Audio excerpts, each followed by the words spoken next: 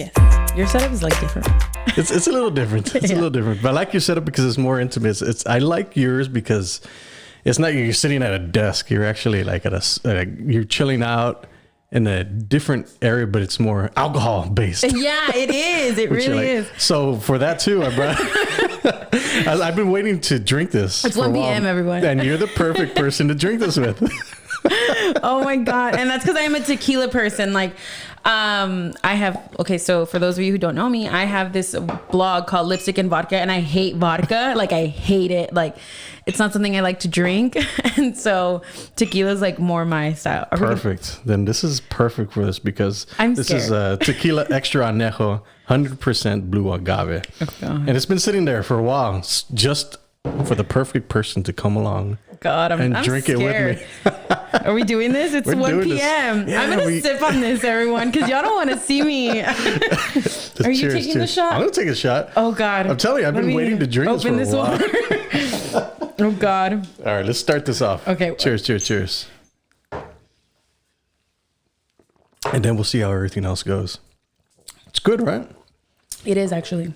There was this reposado tequila that I found at the island that was so good, it's so smooth. I never found it again. Like, it was just a one-time thing. I think I'm starting to realize that, like, silver tequila, even though it's like everyone does it for shots, it's not the best. No, like tequila to take as a shot. I went to like a tequila tasting once, and it was Patron though. Like, it was like different Patron, and I was like, wow, like I need to stop drinking like silver. Like, that is like college like thing that you just die at. Like, no, don't do it. I think that's just a sign of you drinking so much, because I drink silver too, and I stopped drinking it because I don't know. I wake up with a hangover. And I wake up with a hangover all the time. All the time. I always tell people it's a silver, and they're like, no, if it's made with a blue agave, it doesn't matter. Like, I think everyone's lying. Yeah. But I get hangovers really fast now. So maybe a few years ago, or like last year, I used to have a show where I would make cocktails and I would drink, and my tolerance was very high back then. And so now I stopped drinking as often. I do it only on the podcast, and that's like sipping on it rather than shots every second. Yeah. And so now I get a hangover for everything, like wine, cocktails, tequila, like shot. It doesn't matter. Like, I get hangovers real fast. Yeah, same here. I'm getting older, and I think my body's just like, I think that's what it is. I'm getting older. You're young. What are you talking about? Yeah. But I'm like older than yesterday, like just climbing up there. All right. So we jumped in this, and just for a little bit of context, let everybody know who you are and what you do. Okay, so and all the projects you have. I know. Okay, so my name is Karla Leal. I am from Weslaco, and I just recently started my own business. I do something similar to you, but not as great. But I have a lot of projects. I have a podcast as well, and that's the Cheese with Karla J. Cheese for Cheeseman, I have my blog, Lipstick and Vodka, and my business is called Karla J Media because I like to say that I like to bring stories out, whether that's not videos. Let's calm down. I do photos, and I like writing. And then I just recently started the CNC Collective, which is a networking group here in the Valley and in Houston as well. Awesome. Yeah. So it stands for Community and Connection, because I really love creating connections. I love meeting people. And again, I love telling stories and hearing stories, and that is in any way possible. So that's kind of a little bit about me. I love that because everybody gravitates toward a little niche, and that's what I always have with my clients, because they're like, well, how am I going to stand out from like all the other lawyers or doctors? I was like, naturally, people just gravitate towards your personality or how you speak or how you talk, and that's why I tell everybody personal branding is good, especially on social media, but not everybody can do it. Yeah. That's the hard part. So touch on that, because I think it's super interesting, because the more I learn about social media, it's very hard to do a podcast. It's very hard to put yourself out there. Yeah, I guess I didn't realize how difficult it was until I was talking to one of my friends who was in radio, and she was like, I could never do what you do. And I was like, what do you mean? Like, you're in radio? And she's like, no, but you talk for a whole hour. You have to keep the conversation going. She's like, I have ads in between. And I was like, wow, like, it's really hard because you have to put yourself out there. You have to be at level 100 all the time throughout the whole episode. And our podcasts are kind of guest based. Like we have to have a co-host for a lot of the stuff. So it's hard to find people who are reliable, always there and ready to give that information out. Definitely. So it's a little bit harder than I had really given myself credit for, you know. So, but no, you're doing a really good job, and I think the thing about podcasting with a guest is it takes away the attention from me.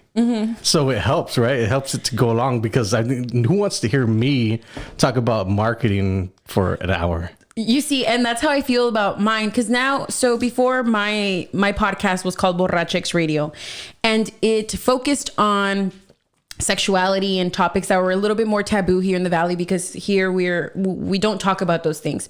So I wanted to bring it to light, and then it was so hard for me to find guests that were willing to share those intimate things about themselves. So when I started the cheese, I did it, and I was like, how am I going to talk for about an hour? And like, I only have so many opinions about like celebrity cheese, man. Like, how am I going to do this? Like, I was so good. Like, so I was like, I need a guest. And then it's hard to find guests. And then I live in like nowhere, Texas. So like no one's going to go over there. So it's a work in progress. But it does take like the attention away from me. It does, yeah. And I find it very interesting podcasting, because there's not too many people that do it, but if you do it consistently and frequently, like you just build up that personality, right? Yeah. And I think it's super important to establish yourself as that person. And I tell people, like, jump into it. A lot of people are confused because, like, I'm telling you, you can see my equipment. Like, I don't care. Like, this space is for creators. I seriously believe that the creators that can sell themselves are going to win, period. And I've always thought that, because if you're willing to put yourself out there in the social media world without having to bicker back and forth with the cheese man, I mean, it really works in your favor. Yeah. So content creation. Content creation is a motherfucker. This is what I asked you the other day. It's like, how do you constantly create content? So I can create content for my guests because for my clients, because I go and I specifically create, like, go in, separate a few days for them to create things for the whole month, for the next month, and all of that. And then in between, then I have to find time to focus on my brand and my stuff. So sometimes my Instagram and my Facebook just kind of are like dead up until every single Wednesday when the Cheese with Karla J is on. So I don't know how you do it. I'll give you one insight. Okay. I flood myself with YouTube videos from entrepreneurs that inspire me. And Gary Vaynerchuk's one of the guys, right? And but recently I moved away from him because his stuff is real motivational, and it moved to that, I guess, arena. But I'm not necessarily needing motivation. I kind of just stuffed my head with motivation for the past 5 years. So I'm more onto the tactical part where I can create content. So I think for me it was Fiverr, especially for content writing, because I'm a shit writer. I can't write for crap. Like, you could tell the difference between my writing and my content writer. Like, she's from Canada, and she writes really nice and really elegant. And then you see me with like, no, it's horrible. My writing's a little bit more personal. Like, you know, it's me. It sounds, the way you hear me talk is the way I write. And it's a little tricky because now for the CNC Collective, we started our website, and I'm writing blogs, and it sounds like a 25-year-old talking about her life. And it's like, I need to be a little bit more professional because it is a networking community. So writing is a little difficult because you have to know your audience and you have to switch that voice. Yeah. So that's where I kind of. So is that your forte, the writing part? No, I really like my podcast. I've already told people that if I had to choose one thing, it would be my podcast. Yeah. But my podcast right now is in a little hiatus because I have some like surprises coming, but I just wish it was back to basics and it was just audio and no video. Yeah. Because the audio quality, I can make sure that it's great all the time if it's just us sitting in front of a table. And recently I switched it to, it's like a talk show, but the mic's over here, people are moving. And so like, if I had to choose one thing, it would be podcasting. Yeah. And my writing's okay, but I wish it was better. I think the great thing about podcasting is you can use it for so many things. Like, for example, I'm recording this and I'm going to throw it on YouTube. I'm going to stream it live on YouTube. I'm going to stream it live on Facebook. Then I'm going to push it out on YouTube. And then I'm going to push it out on Facebook. And then I'm going to push it out on my personal page. And then it's going to iTunes and Google Play. So I think there's a lot of tricks and hacks to this stuff. But I think the hardest thing is just learning the editing software. Yeah. And that's because I don't edit my podcast. Neither do I. Yeah, so I don't edit my podcast. I used to, and it sucked because it was like a lot of ums and like little things that I had to keep looking for. And an hour podcast would take me 3 hours to edit because I had to make sure that those little things weren't in it. And now I was like, my videos live, you see those awkward like silence spaces. So I'm like, okay, you know what? Let's just bring that into the podcast as well. It's social media. I mean, mostly people are forgiving enough to like social media. Like, how can you be perfect? Right? Yeah, it's not an ad or anything. Exactly. Yeah. And it's real. That's what I love about Facebook and Instagram and Snapchat and YouTube is that you can be real. Like when else in the history of man have you had this tool to be able to reach so many people? And I always tell people, Donald Trump, like when have you ever had access to a president? Never. That is true. Yeah. I mean, it's crazy. Yeah. So, I mean, I not Donald Trump, but when Barack Obama was president, I was super excited. Now I tweeted him. No, he never responds, but like, I get it. Like it's that accessibility to anyone. Yeah. I like DM Bad Bunny all the time. I do. And like, you can see it's just me for like hours. That's it. Yeah. It's like no reply, never even a scene or anything. Just like on, like not even read. What are your most active social media platforms? I get a lot of responses on Facebook because I think that's where a lot of my audience was or started off, because I had my old show where it was creating cocktails and people loved seeing that. So anytime I post something on there, I get reactions, I get comments, I get so much engagement from Facebook, which is completely like surprising to me because I'm very active on Instagram. I love Instagram. I don't even post on Facebook.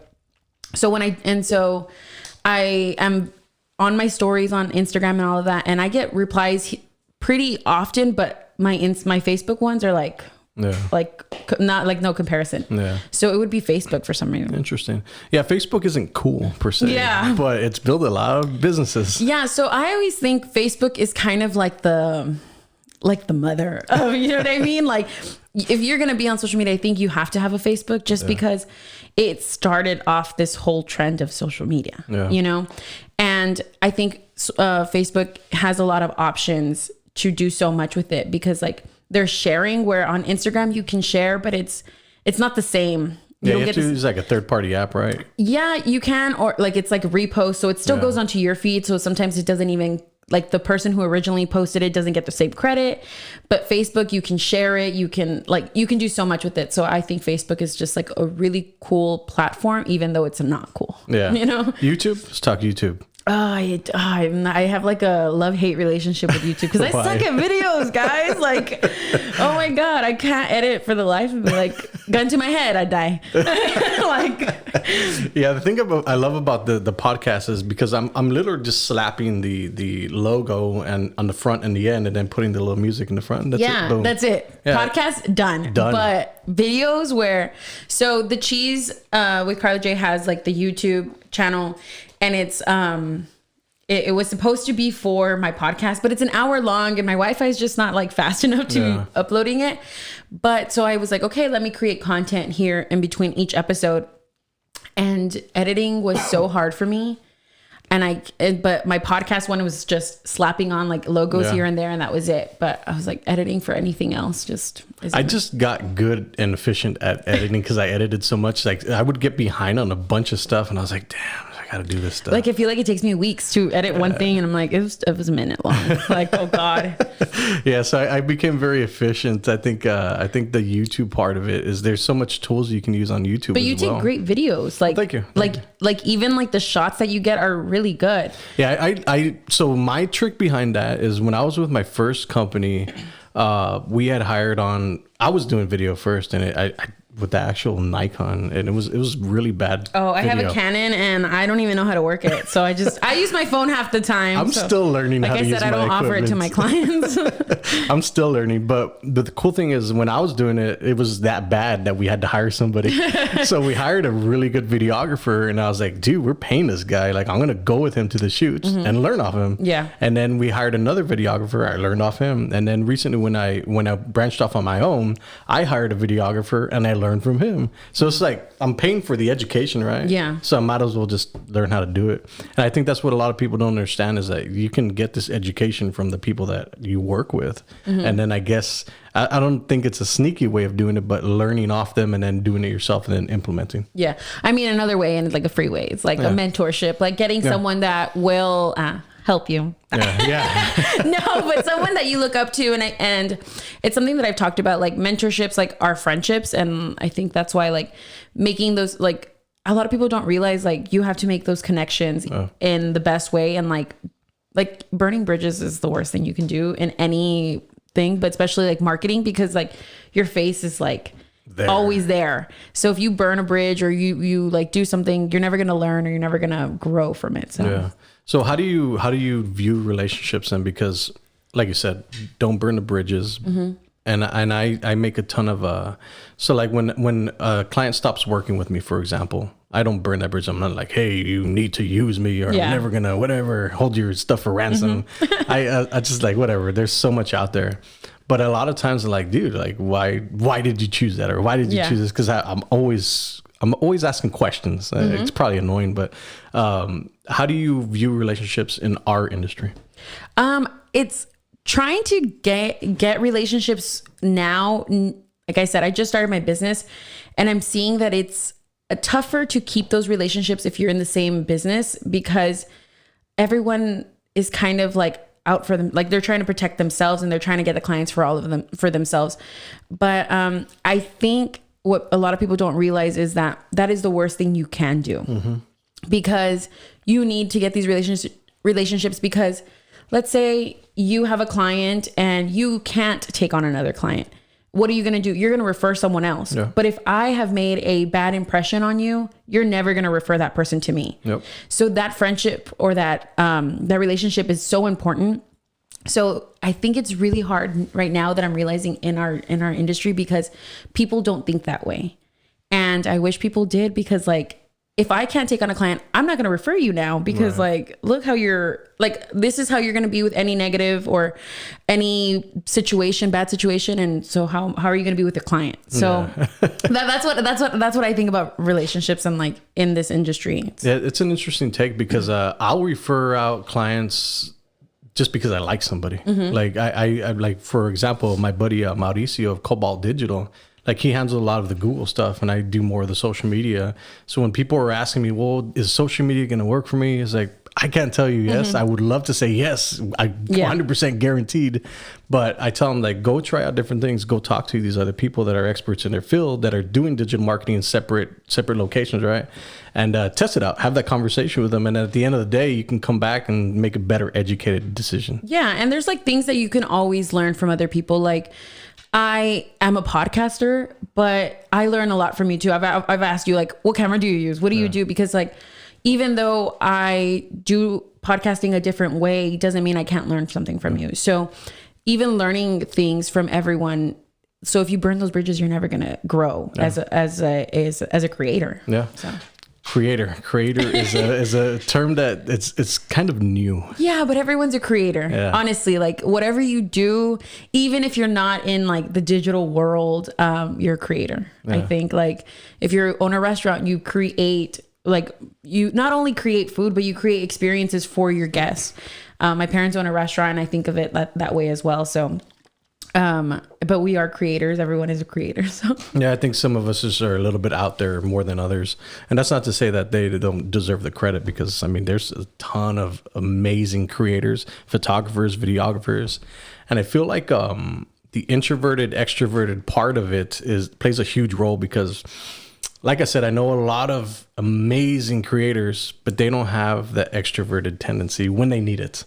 So touch on that, because I think it's super important. You seem like just an extroverted person. I am. I really am. And I think that's how I kind of fell into where I am. Like I said, I studied public relations.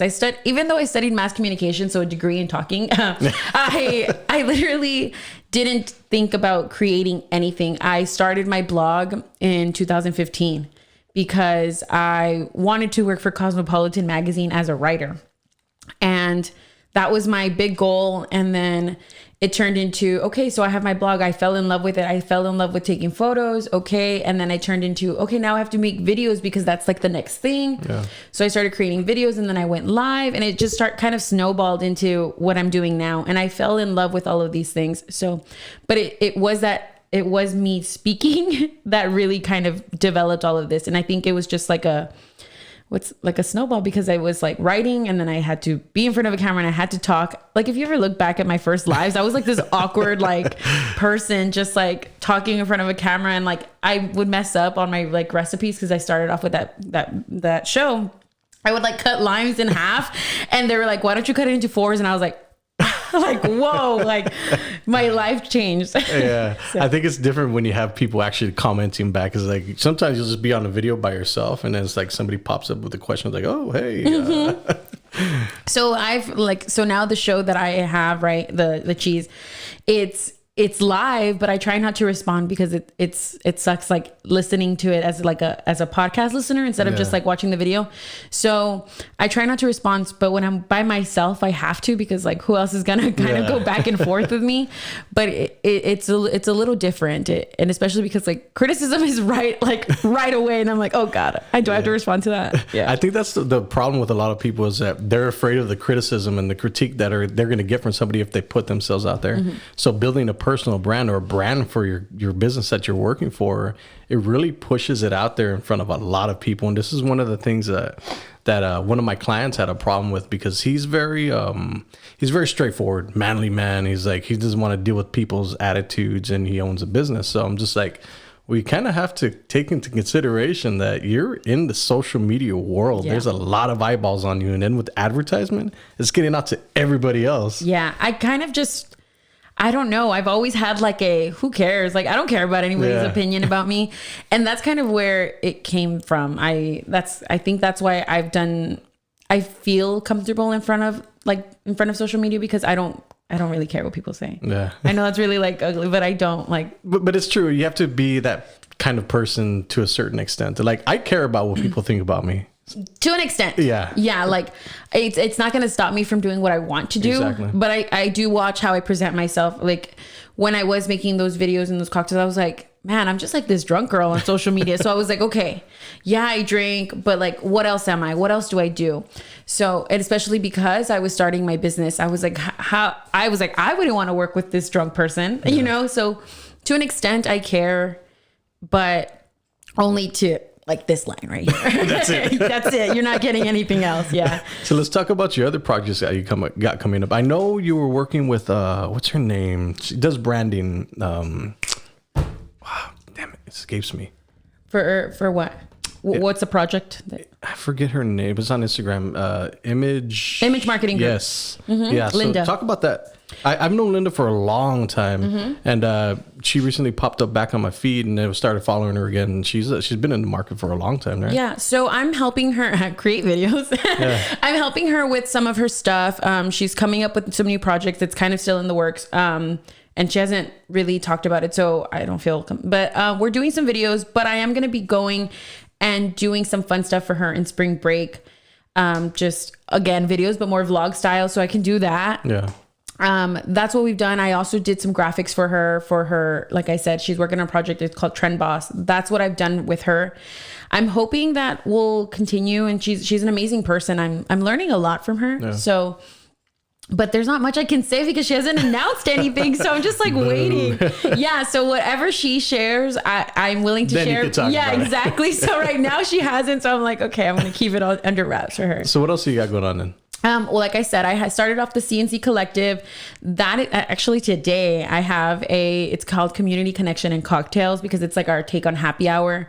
So with that, we do workshops on many things. We just had like a network etiquette, and then we're doing branding workshops, just anything that really involves entrepreneurs, because I feel as entrepreneurs, we're kind of like lost. A lot of the time. Like I had a friend who created an LLC, and he was like, I don't even know what I was doing. I had to Google everything. And I think now, like, as I created my business, and I was like, how do I like sign up with the county? How do I do that? Like, and he was the one helping me. And I was like, I'm sure all of these entrepreneurs are like, what am I doing? Yeah. Like, so I wanted to create a space for everyone to like ask those questions and have answers from people who have already gone through it or people who have expertise in that.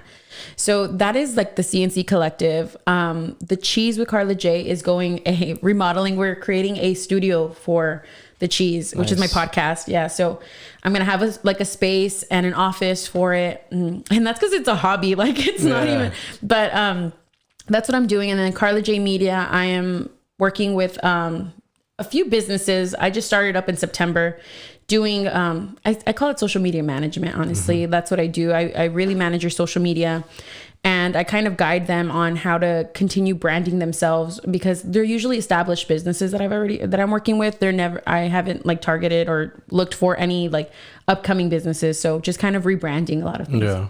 Yeah, I think that's super important, because a lot of people think like social media is free, and a lot of people don't really understand. And social media has been one of the hardest sales I've ever had to sell. Yeah. It's like nobody gets it. Yeah, because people are like, okay, I can do it myself. Yes, you can. And social media, you can completely do it yourself. But as a business owner, it is very difficult to have so many hats. Like you wear so many hats. Let me take something off of your shoulders. Let me do that for you.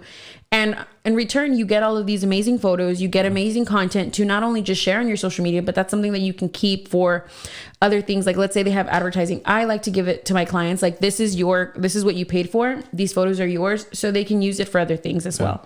So yeah, social media is free, but that's more work that you're going to have to put on yourself. So, you're absolutely right. It's I just feel like especially like restaurants are kind of easy because there's just so much content. Yeah. Like my lawyers and doctors kind of like, man, well, what do I do today? So that's where the advertising part comes in, where I can collect leads. But the constant creativeness that you have to be as a person, as a content creator, creating all these different types of content, it kind of like forces you to like dig in deep and like, all right. And it's not really easy. It's social media is a full-time job. Yeah, like it is. It really is. I was telling you, like, I have neglected my stuff because I'm trying to do it for my clients.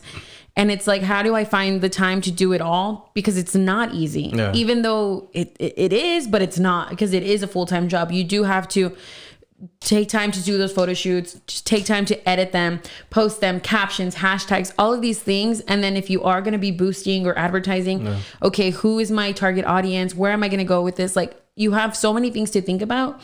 And it's just something that you can take off your plate if you hire someone else. Yeah, no, that's true. I started putting myself on my client list. So I'm on my client list. That is so smart. Yeah. And I just pay myself more for managing myself. But I used to have a content creator that would just create content for me, because at the end of the day, we have to stay creative. We have to have these left field ideas that we're doing. Otherwise, we don't stand out. And that's the hard part about social media, is standing out and being able to create that personal brand, or that brand for yourself, to be able to do it long term. Social media is a long term play. Yeah, I think so. Yeah, it really is. And I feel like right now, where everything's going, I don't ever think like radio and all that stuff is going to end. I think it's just social media is going to continue like growing. So we need to kind of put our feet down and like invest in this, or find different ways to make our like a name for ourselves, or stand out in it, because I think sometimes it can be a little saturated. So you have to constantly think of like, what's going to make me pop in this. So I think that's the hardest part, like coming up with new ideas and and trying not to mimic something that's already happening. And that's the hard part, because a lot of people are like, oh, I want to do this. I want to do this. I want to do this, like this person and this person. It's not genuine. Yeah. So like your podcast is completely different than mine. Yeah, very. And that's what I like about it, because now I'm taking you out of your comfortable element. I was telling him that I was so nervous. I was like, because I usually in the interviewer, and I know like the questions or where this is going to go. And then when I asked you, like, I was like, what are we gonna talk about? Like, I don't know. And I was like, what? Like, what do you mean? So, and I'm a planner. I like to know, like, I have everything planned out for the next month. Like, so my idea of planning is like 5%, and then just figure it out. No, well, my life is planned out. Like, I know where I'm going. I don't have the steps to get there. Okay, I have the steps. I don't know the end goal. I have all the steps. I'm kind of like the person that jumps and then figures it out. Okay, so let me ask you a question. Sure. Like, since you don't have you don't have steps, like, but what are you doing in 5 years? 5 years, I plan on either working for a really big company or scaling this to a model where I have a ton of different employees, or I'm kind of just overseeing the creative projects. The thing that I'm specialized in is I'm a certified digital marketer. So I have certifications for digital marketing, specifically to be able to capture leads, be able to run traffic to websites. But I fell in love with the creative side. Yeah. So I figured out, yeah, it's fun. So I only figured out videography and photography because people are super visual, so I can sell it. So that's how I got into the places that I started. And then I just started growing and say, hey, by the way, I do advertising. Like, do you need the advertising aspect of it? Because then at the end of the day, it's just pictures and videos. Yeah. Like, not that many people are going to see it. But if you do the advertising part, it goes out to so much more. And you can do so much with the tools that Facebook gives you. So in 5 years, I'm either going to work for a really big company or have a really big company.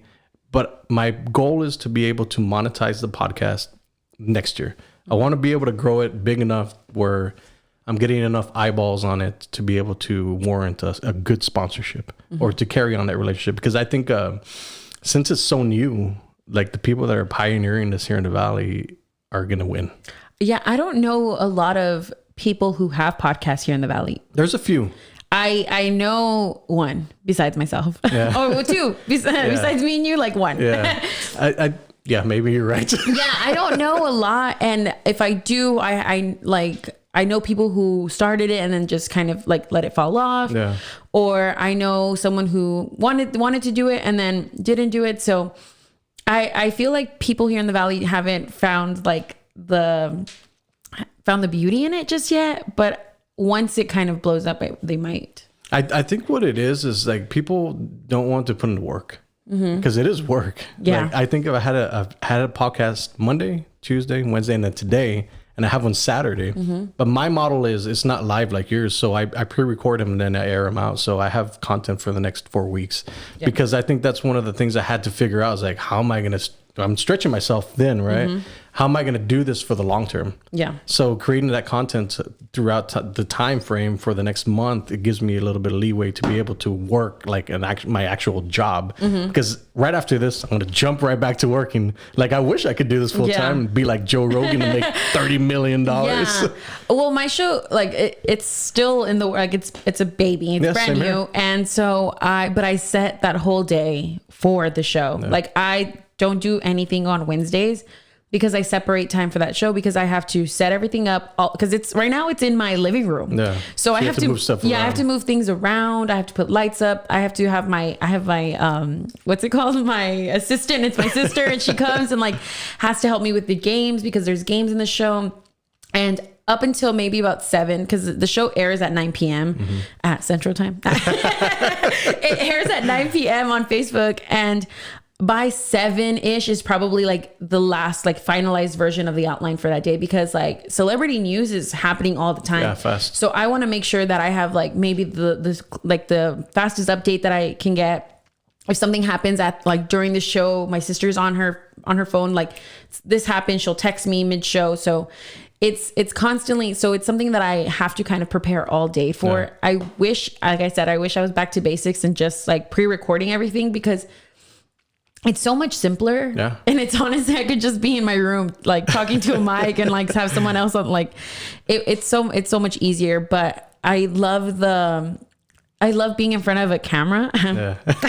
I do. It's fun. And I think it just kind of, it's where I started, where I really gained my following by doing Facebook Lives. So it's just kind of like, it's something that I fell in love with, but it's like a love-hate relationship. No, I agree. I mean, I do it because I know not that many people will do it, and I want to grow this. So yeah, I had started or produced a podcast for a friend of mine, and she would come and we would record for about 2 hours, and it would be maybe 2 or 3 30-minute episodes, and we were doing so well, and then she stopped, and it was because it did take a lot of time. and you need to find people who are like, people need to find time for it and be willing to put in the work, because it's not something that you just come in and like, let's talk, because like we have to talk about like, where's the outline going to go? What are we talking about? I mean, yours is a little different, right? But if you have a certain topic, or you have like, your podcast is going to be about a certain thing, you need to know what the structure is going to be like. Yeah, no, you're absolutely right. I had Dr. Menchaca, not doctor, he's Michael Menchaca. He's a nurse assistant, and we were talking about the coronavirus. So I obviously had to do some homework about it, right? So I'm not completely like, let's just go out and talk about it. Like certain people I will talk, but I know I can have a conversation with you about pretty much anything. Yeah, when I think your episode for the cheese was really good, because I think you had said you're extroverted when you need to be. And I think that was like a perfect example because when you came in, you were like quiet, but you still kind of had like talking. And then when you got on the show, you were just like turned on. So I was like not like that, but just like turned on like the conversation like part, you know what I mean? And it was like it was just easy. So when you were like, I don't know, like, okay, well, I've talked to him. I know we can have a good conversation, but I was like, I don't know where this is going to go. That's what I was a little nervous about. Yeah. It's a little switch that comes on me. It's like, I'm only introverted when I have to be, because I fall in the middle of introverted and extroverted. So when I talk to a lot of people, I'm just like drained already. I'm very extroverted, and I say a lot of things that I don't want to say. And that's why I wish I could like kind of tone it down and like think about what I say, but just comes out a lot of the time. My bad. Michael Menchaca is a nurse practitioner. Okay. I wanted to get there right, because I don't want to be like, hey dude, you screwed up my thing. I knew the name, but I was like, I don't know, he knows, he interviewed this person. I'm like, he knows what it is. But so no worries. So let's talk about gear when it comes to podcasting. There's not very much you need.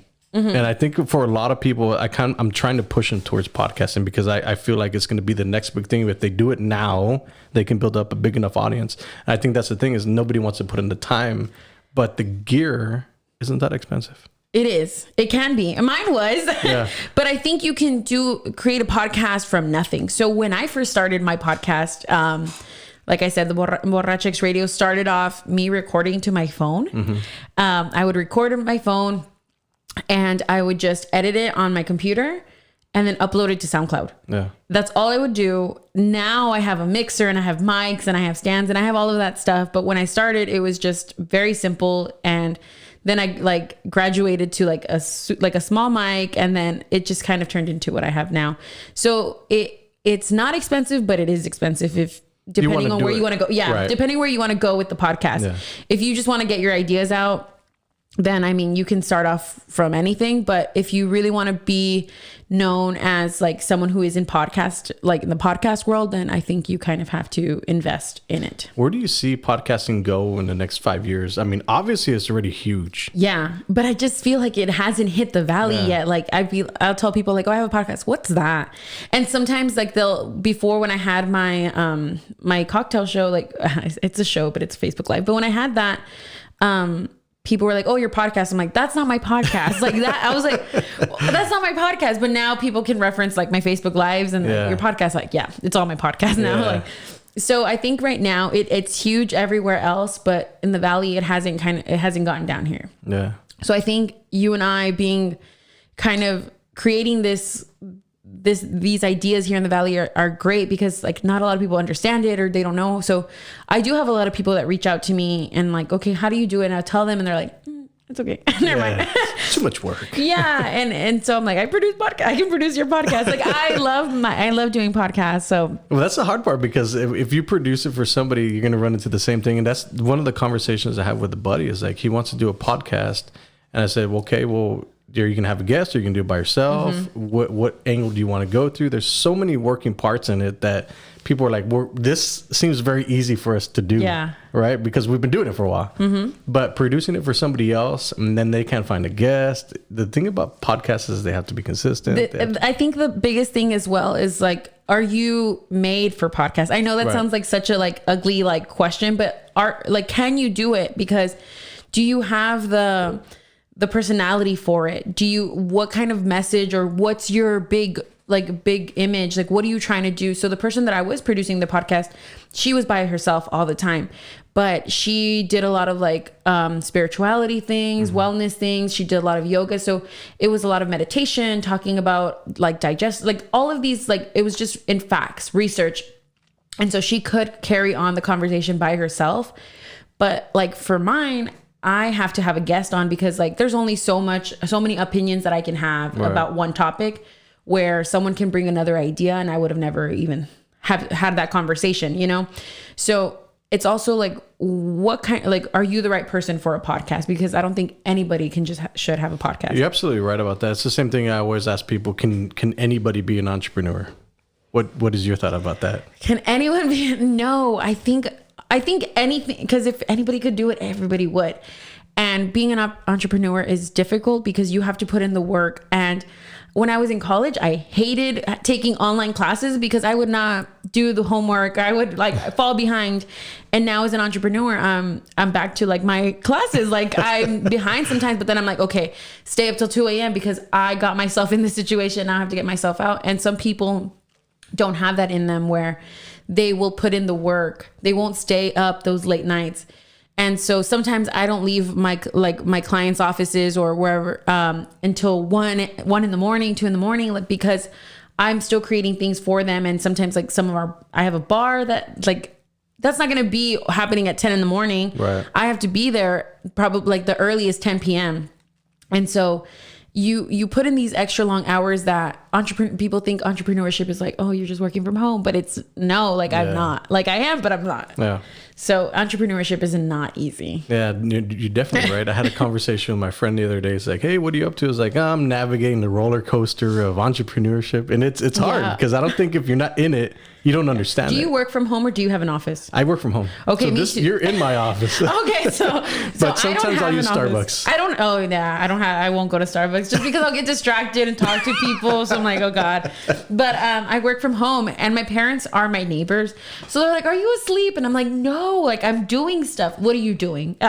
Really? And I'm like, honestly, like I'm doing things because my parents are entrepreneurs, but they have a restaurant. So they would go somewhere to work, you know, where me, it's all on my computer, and they probably think that I'm just on my computer, like watching shows or watching YouTube videos, but I'm working. It's a lot of discipline. Yes. Like, I don't think anybody can do that, because when I'm here, like I'm focused, I'm doing my stuff, and my wife or my son or my daughter will come and like, hey dad, unless I'm still like, I'm kind of like zoned in. And I think not a lot of people can do that. I can't.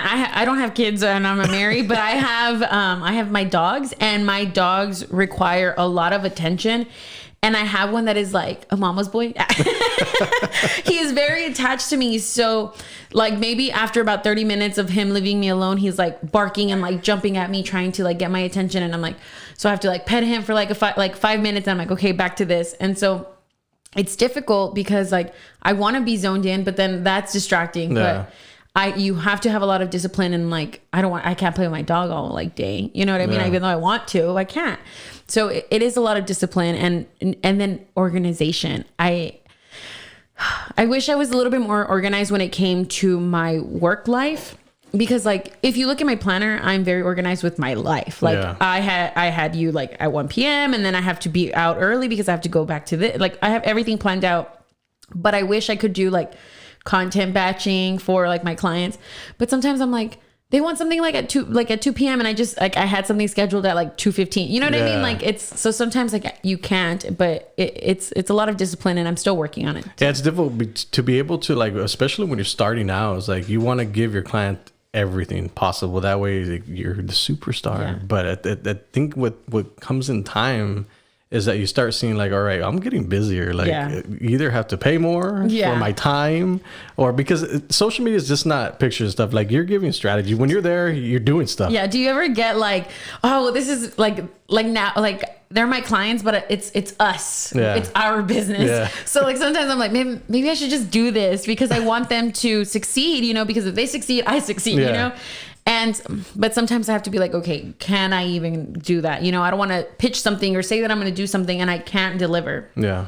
So I think that's where it kind of falls back on me. Like, okay, don't overpromise like too much, because like what if you don't deliver it? So I just try to like under promise, over deliver. Yeah, exactly. Yeah. It's a little difficult. Yeah. Nobody ever wrote the book on like entrepreneurship. Like, no, especially what we're doing. It's like nobody told us how to do this. Yeah, because we're living in it. Like it's happening as we're going. And I wish there was like, I'm telling you, I need an outline.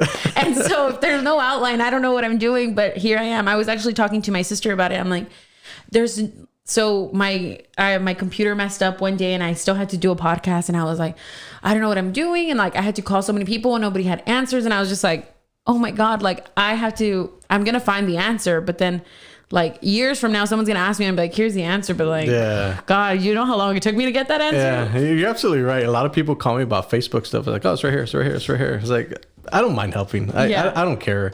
Like at the end of the day, if I can help somebody, especially in my industry, road, it's tough. It's a hard thing. But I am very picky about who I do it for, and I had to start becoming like that because a lot of people will take advantage, and that's either clients or friends or whatever, right? They will take advantage. How do you navigate that? Because how do you?